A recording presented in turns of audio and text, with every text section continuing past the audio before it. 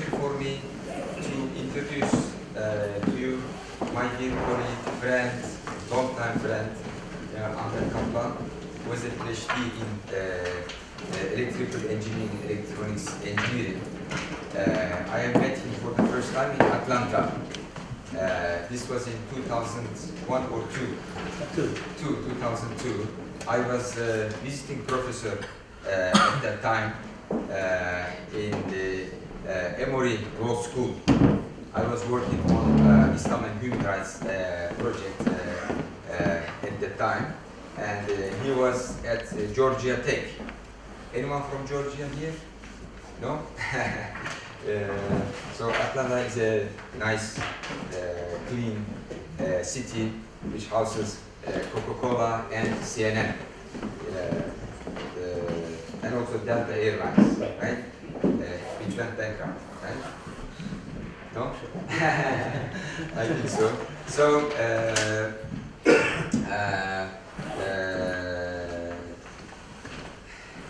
I would like to briefly introduce him to you. He worked on very interesting projects.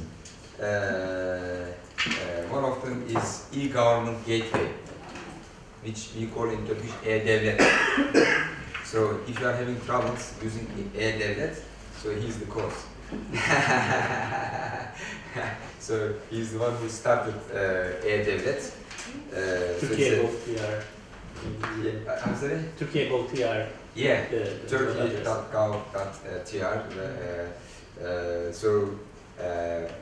With the help of e-devlet, many of the things became like much easier for us. Before that, we had to go even for a small thing, you know, to government office, wait there. Now we can do it over the internet. Things became very easy. And also he worked on land registry automation projects. And also he worked on the Ministry of Labor, Social Security, and like other major ministries and institutions for their integration. And he's also founder of TÜBİTAK Ulakbim, which is National Network and Academic Research Center. It integrates all research activities in Turkey. And he's also founder and director of Fatih Project. If anyone knows about Fatih Project, it is about providing smart boards to schools and integrating education with the internet. So it's a major step forward. He also worked as vice president in TürkSat. You know TürkSat? What's TürkSat? TürkSat is it's a Turkish satellite. Turkish satellite project. So you can see that he's very energetic, very dynamic, working on many projects at the same time. And I told you that we will surprise you with interesting speakers. So this will be also an interesting speech for you, because we will talk about how we can move from data to wisdom. And wisdom in Turkish, what's wisdom in Turkish? Hikmet. Hikmet. Yes. So from data to hikmet. From data to hikmet. And if there is no hikmet, if there is no wisdom, you become like those who predicted that Clinton will become president. Because they had data, but they had no wisdom. So they failed. And also those social scientists, those pooling organizations, they failed in predicting the coming of one of the biggest major economic crises in America. They failed predicting the coming of Arab Spring. So in international conferences, I tell them you are useless. Yeah, you couldn't predict such a big event in the Middle East, like the coming of Arab Spring. You failed to predict such a big economic crisis. What are you good for? cannot even predict such big thing in the field of economics and political science and international relations. How can we trust them, right? I tell them, you are blinded. And what blinds you is your methods and theoretical schemes. You need to drop all these modern, postmodern theoretical schemes and adopt Ibn Khaldun. Then your eyes will be opened. You will be able to see more clearly. All right. So this talk is about how can we protect ourselves from getting blinded, with the data, and how can we have hikmet. I greatly appreciate Dr. Ahmet Kaplan coming and giving this speech to us. He's presently working in Yıldız University Technopark. He's managing a software company there. Thank you. It's a very high honor for me. He is my most respected scholar, Ustaz Şatürk, advised to me that giving a small lecture, and it's an order for me actually. This is the first time for the social themed seminar for me. Actually, I'm currently working with the computer programs, electronic circuit design like that, so please bear with me, and firstly I beg you.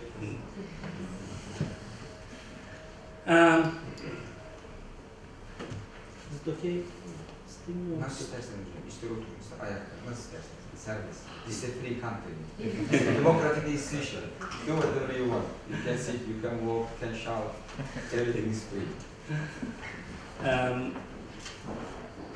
When we have a look at the evolution of the societies, firstly, the agricultural society have the key argument, which is the land. So he owns the land, or he controls the land. He is the ruler. So maybe later or most developed society would be the Ottoman or the Roman, other societies. But when we come to the near centuries, the industrial society have dominant the agricultural civilization, and the machine is the key argument.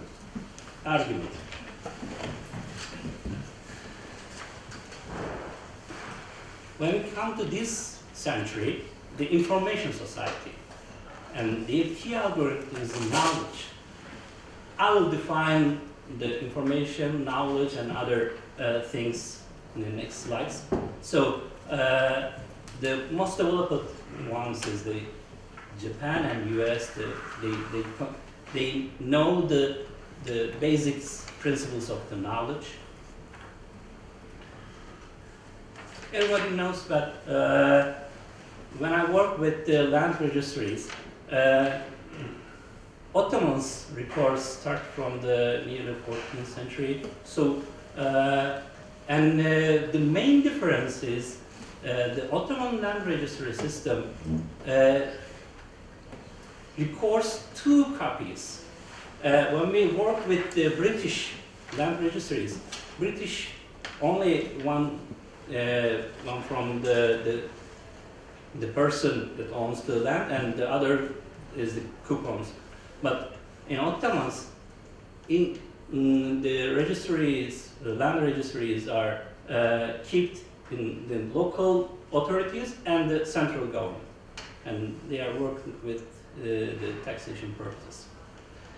When we have a look at the industrial society, actually it doesn't end it. It works with the first attempts at the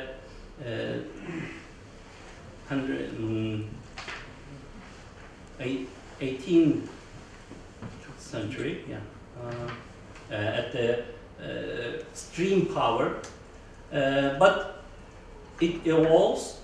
Now, currently, we called it Industry 4, which based cyber physical systems, and these systems actually interconnects between the machines and humans, so it automatically produces without any external integrations or something.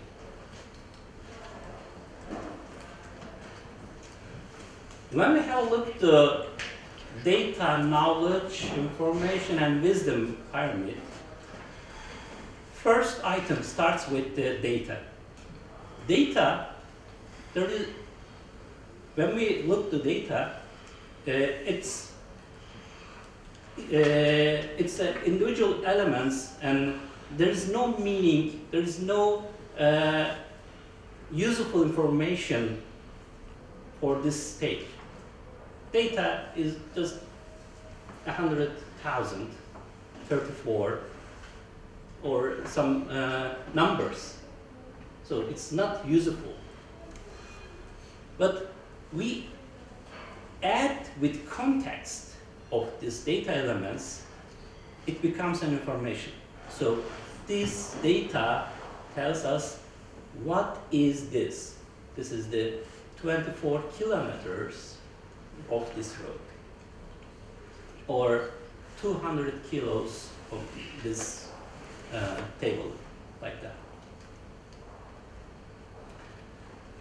But if we analyze the information, then we get the knowledge. So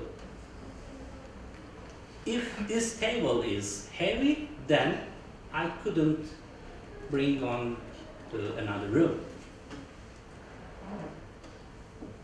So, and also I will give 3 examples for analyzing the knowledge, analyzing the information, and it becomes knowledge. Then let's do it at that stage. And the last stage is the wisdom. So wisdom is the knowledge of what is right or true. And it tells us know why. Before that, know how technology. And at the wisdom stage, we are working with the aspirations of or reasoning of the knowledge. Some scholars add the understanding stage between the knowledge and wisdom. And they say that the why explanation is the understanding stage, but wisdom is what is the best and what is the doing the right things. I'm very unfamiliar about the social perspective, but just want to tell a few of things. And I'm just read this book. This is the Nicholas Maxwell. He's a University of London professor, emeritus professor, and he works with the knowledge to wisdom concepts 3 decades. He says that we have 2 great problems of learning. The one is the learning about universe, or learning about ourselves as a part of universe. The other one is the learning how to progress towards the good world as possible. As you know, we are working with the learning or getting knowledge of the universe or getting knowledge of the humanity. But how we transfer this knowledge to a good world, a better world, is a bigger problem for us. This is not so good, but I want to describe that the Karl Popper's Enlightenment philosophy says that the technological science, natural science, or formal science have inputs to the academic people to, articulation of problems of level. And the academics or the philosophers produce the proposing and criticizing the possible solutions and makes laws, governance papers, or even the media, and they get the better world by using the information. So wisdom includes not only the knowledge and know-how, but also includes the desire, the active string of what is of value. So, and also wisdom includes the experience, not only the getting from the experiments, but getting from the people's living experiences.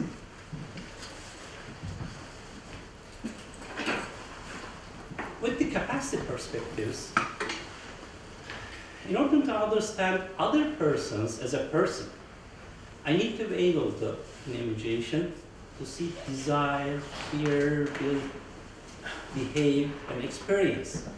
So I need to be able to, in imagination of the other person's world. So wisdom includes not only the knowledge, technology, but other people's feelings is very important.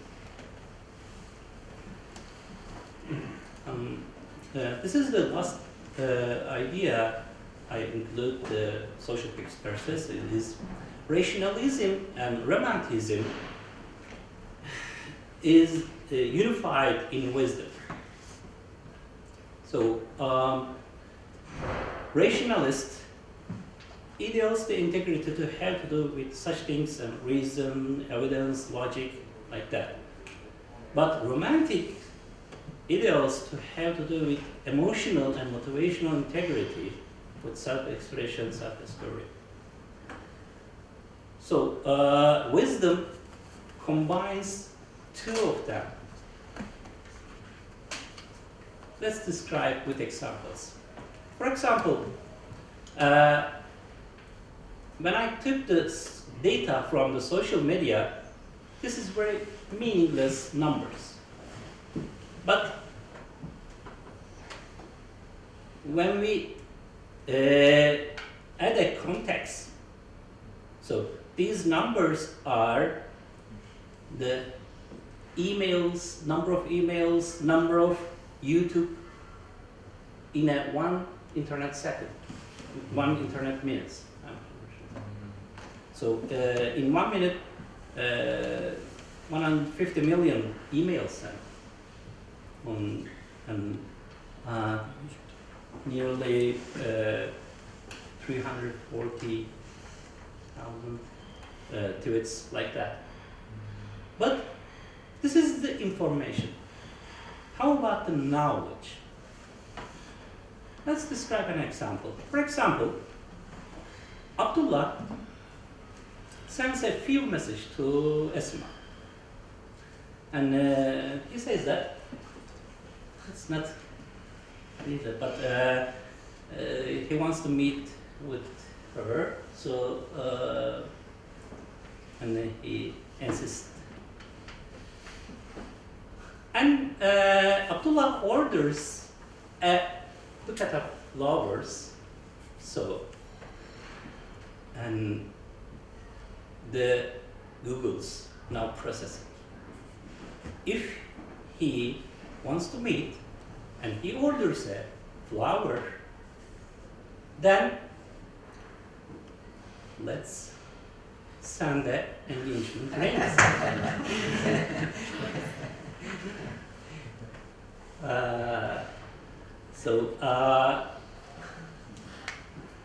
They are processing, they are actually working with data. That's the language. The next example, the US election. Maybe you know that President Obama is the first president to successfully use the data. But, and also he said that presidential election is not about people. It's a marketing power of data. And data processing is very important for the presidential election. Let's have a look. This numbers comes from just 1 week ago from the election day, and it says that Hillary Clinton, the number of negatives is very low, according to the Republican Party, and data says that Clinton is the president. But when we compare the views of data according to the presidents, Trump says that data is overrated. It doesn't mean so important. And but Hillary Clinton, unfortunately, hired around 1,000 digital experts and gives $300 million to presidential campaign, more than 300. But the election results, she's doomed, unfortunately. And when the New York Times is the great supporter of the Clinton, they are working with how data failed us, our thinkings or our expectations. They say that it is not a failure of data, it's failure of the people using data. Data is natural, but the thinking of the data, the thinking of the people that using data is important. So they ignores the feelings, they ignores the expectations of the people. Just they look to the data. The third example I want to give about the agricultural area. Maybe you know the seeds are very important for the agricultural technology. For example, the one Israeli company is the global market of the fresh tomato seeds, 100%, 10% of the global market. And maybe you know the Monsanto, which has the biggest agricultural biotechnology company and works with the genetically modified organisms.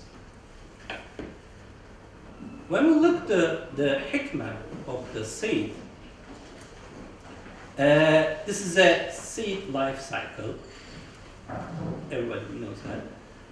The hikmah of seed is the reproducibility. When we get a fruit, and when we seed into the soil, then we get the same fruit. But especially the Israeli companies work with this chain and replace the seeds with the genetically modified organisms. And they kill the reproducibility function of the seeds. So they supply the seeds and they get the money. The wisdom of the seeds use for the bad manner or just getting the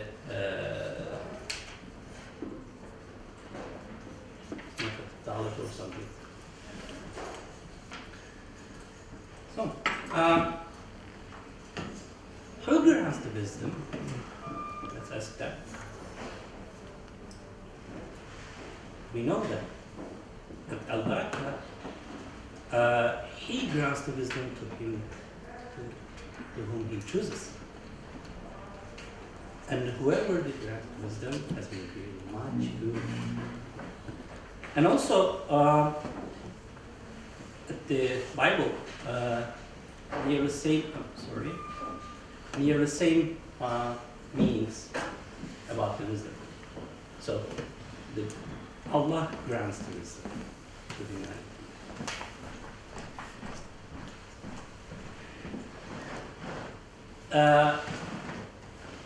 We suggest that the key argument of this society would be wisdom, because knowledge is not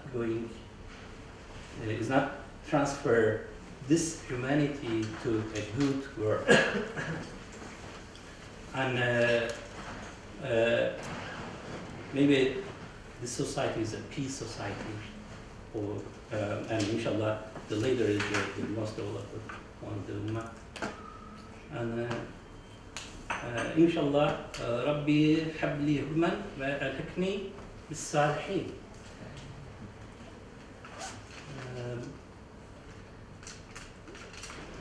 This is our last slide.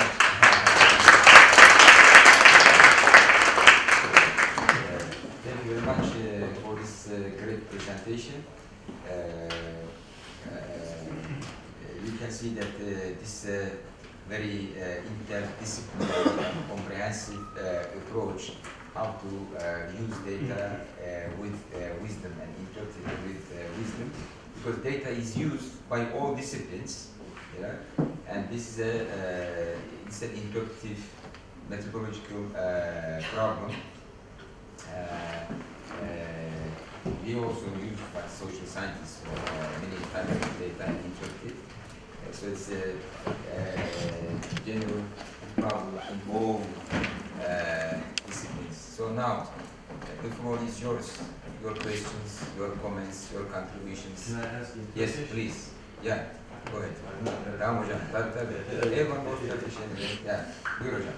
Hocam hakikaten çok güzel bir sunum oldu. Böyle takip ettim. Ben çok özür dilerim. Yani ilk defa diyorum böyle bir sosyal bir alanda yaptığımı bilemiyorum. Bizim alanlara girmemiz lazım bu konulara.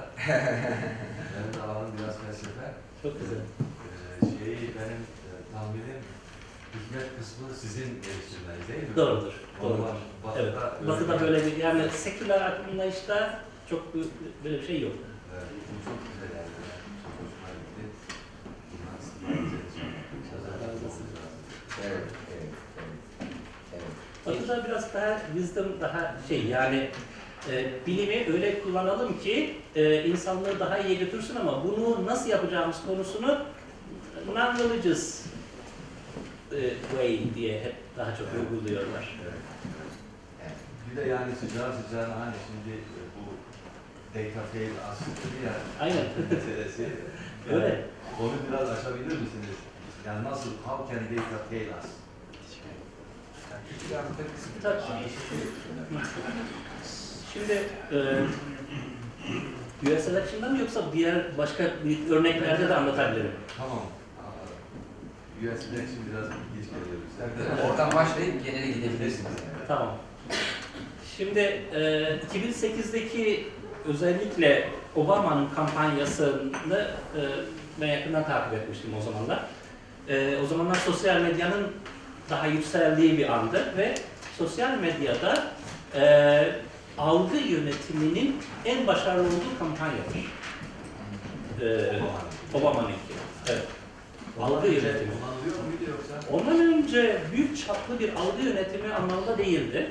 Daha sonra da yani firmalar kendi ürünlerini yapmak için yani daha iyidir falan filandır diye şey yapıyorlardı ama orada bir böyle bu kadar büyük çaplıyı ilk defa yapıldı. Ve büyük bir başarıyla sonuç alındı. Çünkü gerçekten binlerce işte tweetler, YouTube videoları, ondan sonra çeşitli mesajlar falan o algıyı oluşturdular. Yani yoksa aslında bir Black American kolay bir şey değil yani seçilmesi. Ama Clinton'da nasıl oldu? Clinton'da nasıl oldu? Clinton'da baktı zaten o şimdi Republican'ların şeyleri vardır zaten yani bu teknolojiye yatkındırlar. Ondan sonra ve Clinton mesela HP'nin en büyük desteğini aldı orada. Büyük serverlar, çok büyük analiz tool'ları falan. Yani orada zirveye ulaştılar gerçekten de analizde. Evet. Fakat zirveye ulaştıkları analiz, data aslında orada manipüle edildi mi diye bir soru işareti var. Bir ikincisi, önceden sosyal medyada algı yönetimi daha rahat yapılıyordu ama şimdi o feelingleri almak, oradaki hissiyatı almak konusunda aslında çok başarılı değiller.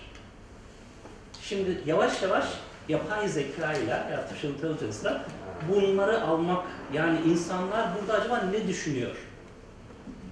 Almak üzere çalışıyorlar. Çünkü yani demin örneğini özellikle verdim. Yani bir engagement'ın ön hazırlığını, o feelingleri alıp bunu engagement'a çevirme değil. Şu anda feeling analysis önemli. Evet. Yani bunu nasıl acaba insanları nasıl? Çünkü eğer insanlar nasıl düşündüğünü bilirseniz onları yönetmeniz kolaylaşır ve daha başarılı olursunuz. Yani amaç yönetmek zaten. Bir de Ahmet Hocam bu örnekler hep Amerika'daydı yani. Türkiye'de hiç yapılmıyor mu bu Amerika'da? Bizde de mesela bu şeyler biliyorsunuz Tayyip Erdoğan seçiminde mesela, Tayyip Erdoğan diyorum, bu son seçimlerde hep işte AK Parti'nin kazanamayacağı yönündeydi mesela. Sadece bir şirket bunu doğru tahmin etti. Aynen. Mesela orada da nasıl oldu yani? Aslında yani son belki 3-4 seçime baktığımızda hatta şeydekine de Almanya'daki seçimlerde de aynı şekilde oldu.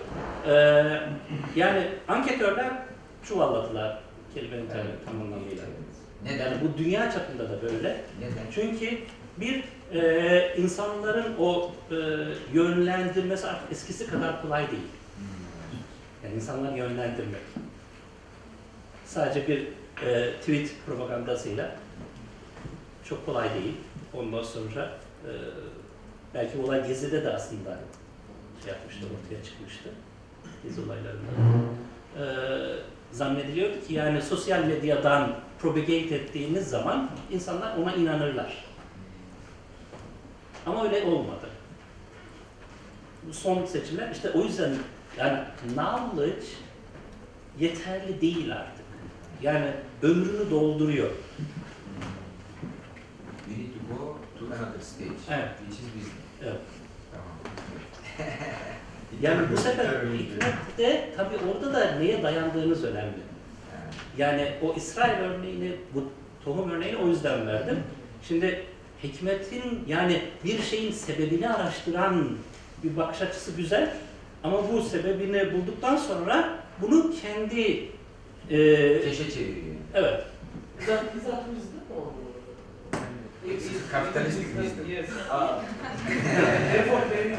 To make more money. Yeah, make more Therefore, money. I understand there is two wisdoms.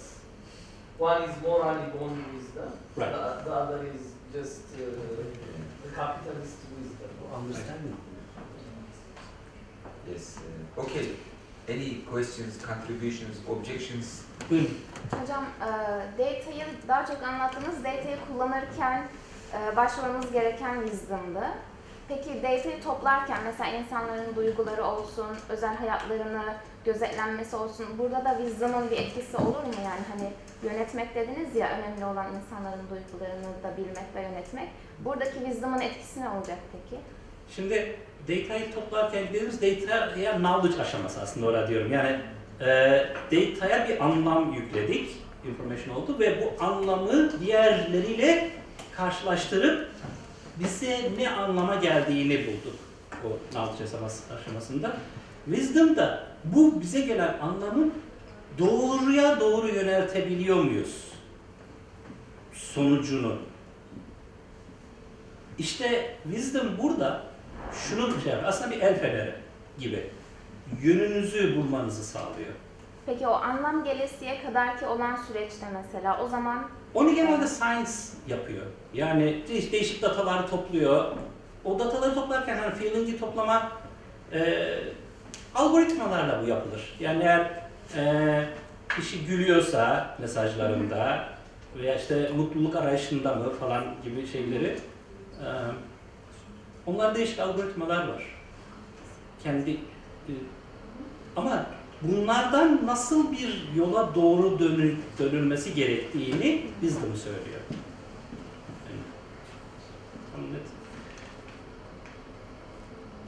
Yani, duygu analizi şu anda dediğim gibi hala üzerinde çalışılan bir şey. Ama ölçülebilir bir yapıda olmadığı için sıkıntı yaşanıyor. Yani bir adam çok mutluyla az mutlu arasında nasıl ölçüyorsunuz?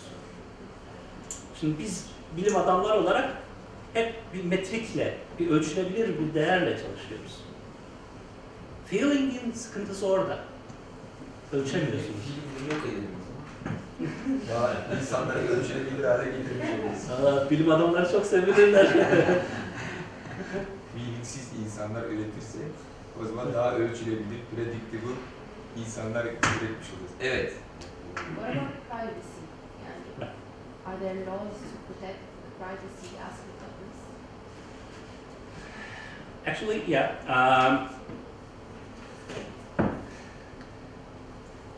I have a bald friend, and he puts his picture in the Facebook, and then just 2 days, after 2 days, he gets the hair creams.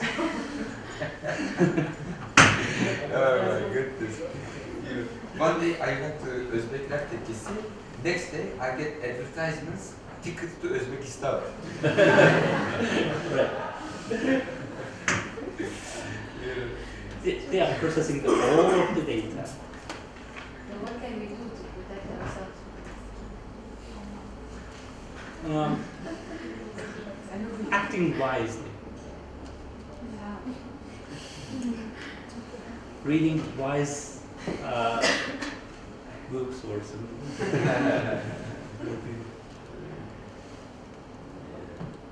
Yes. I have a question because you said like in agricultural societies, the key argument was control of land. Right. In industry, it was control of machine, and in information, it was control of knowledge. So Right. how in the new society, a country, a state could control wisdom? Actually, control, because this society must listen the order of the God, and it goes on that way. So not to control, but let it be controlled by higher norms. Because control always involves, like, self-interest or a class interest or a group interest, controlling on behalf of a person or a group or class. So maybe going beyond control paradigm. Because at the moment, our economic and political thinking is based on controlling. So you get political power to control others. But in the Islamic political thinking, like Prophet Muhammad, when you look at his life, he did not try to control others, because his purpose was not to, drive like a financial or social benefits from his position as a ruler, because he had a very humble life. So maybe we need to change this political approach, that politics is a tool to control. So maybe this wisdom will help us to move beyond this control approach and turn it into service approach, like how you serve the other human beings using the wisdom you collect from this data. So it is not universal to think that politics is the tool of controlling others. But because we always study ideas of thinkers who always emphasize politics as a tool to control, so we should not be conditioned that what politics does is just control. Maybe there's another function. Our knowledge is also controlled because of the Yeah, because everything is based on controlling. So even when they say knowledge is power, so they need power to control others. So maybe knowledge is power to serve others better, or to become more moral human being, or have a happy life, for yourself rather than controlling others. So there may be other functions, other outcomes of having knowledge and wisdom, other than just having power to control others. Yes. Any other question? Yes. Deodara. I really like your presentation, especially the let's say the arguments at the end. But what are your expectations about this peace society? Is there any, since you left blank, for example, do you have any expectation of the part of the world who would be the most, let's say, most prone to use this wisdom properly? It highly depends on the work of the mystics and dedication of our society. Because if we doesn't work with other people about the meaning of life, what's the purpose of life, then we couldn't get successful. Yeah. So it depends on who will go beyond knowledge Earlier than So maybe Americans, because they understand limitations of knowledge more than us. So this last thing, in U.S. elections, I think made them aware of the limitations of science, of the limitations of analytical tools they have, the methods they have. So probably they will start thinking what's wrong, with our system of knowledge. How can we overcome? And because it seems that people need to realize the limits of knowledge, so that they search for an alternative. Then they can move on to wisdom. Yes. Any other questions, comments? Yeah, please. So, do you think that it is outdated, or it's not outdated, the quote that usually we say that technology is in the West, but the wisdom is in East? Right, I'm thinking like that. Yeah. Actually, there is a book by with the same title, Knowledge of the West, Wisdom of the East, Needleman. He's the best expert on Chinese history of science. There's like a 6 volumes book, and then like a very tiny book which summarizes. So he argues in that book that Western civilization is a civilization of science, and the Eastern civilization, civilization of wisdom. So if you can get this book, it will be very good. It has a very, it's a very nice book. I liked it. I read it a long time ago. And actually, your friend was talking about that book, remember? So we can get it in English and share it with Theodora. It's a very interesting book, and also with Ahmet Hocam. It's a good book. Because this Chinese, the middleman, he's a very respected expert on Chinese philosophy and science. Yes, any other contribution, objections? Evet, Abdurrahim Hocam, sizin bakış açınızdan bir tasavvuf şeysi olarak, hocası olarak bu hocamızın hikmetini ne diyorsunuz? Yani haddimize değil aslında. Burada aslında şey yapmak ama yani Evet. söylemek ama Siz ne diyorsunuz bu işe hocam? Güzel, sadece o kadar. Evet, güzel. Evet, başka bir sorusu, itirazı ki, evet, Müştak. I was reading article I had read earlier. I was trying to read article again. Read it. Actually, it's a boy in Russia, 10 to 12 years old. He's on computer late on night. His father tells him again and again to stop the computer, and he doesn't do it, and he continues work. Later on, when his father sleeps, and the boy comes and after this time kills him, and his mother, when she comes there, he's silent. He's doing his own work. Means he's not at all bothered about even he has killed.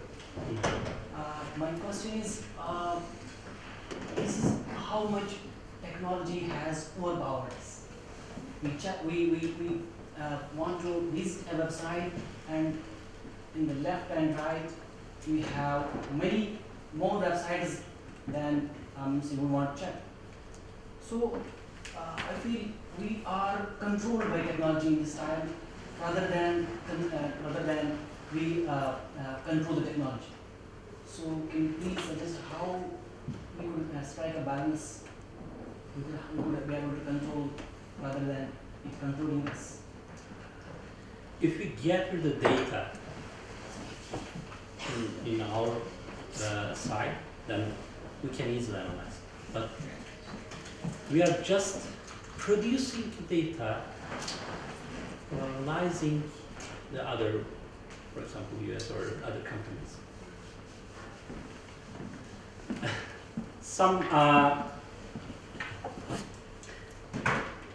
Some people says that we are the number one internet users.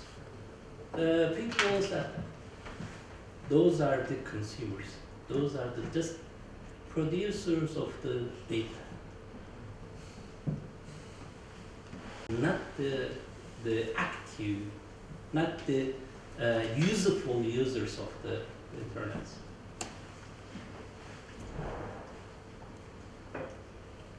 This is a very good question, but my answer is only if we got these data and analyze this, then we can find a good way and make progress, a better world. But if we don't have the data, then we have to manipulate it by others. Yes. Relevant point, maybe the sociologists and technologists, if they collaborate and do something in such a way that technology itself controls itself. Means when we interact it will control itself rather than human beings who at times not control themselves in using technology. The technology itself controls it while in interaction. Right. Maybe it is possible, like situation. By using the robots, then Again, there's a problem. actually They need the human control. Again, it's like we are using some software. We are using something. We feed it with data, and it self-controls actually. So same thing can be. currently the technology goes that the AI algorithms, maybe you know the IBM's machine won the chess champion. This is the first time for the computer wins against the human. Yes. So we are beaten by the computer. Yes. So I would like to thank one more time to. It was very interesting analysis from a very different perspective. And I would like to present him a small gift, çam sakızı çoban armağanı. Evet, buyurun hocam. Çok teşekkür ederim. Evet, size çok teşekkür ederiz. Çok sağ olun. Ayağınıza sağlık. Allah razı olsun. Çok teşekkür ederim. Hocam zahmet verdiniz. Çoban armağanı. İnşallah sizi meşhur yapacağız internet sayfamızda. Buradan takip edecekler sizi. Evet. Peki. Allah razı olsun. Buyurun. Teşekkür ederim.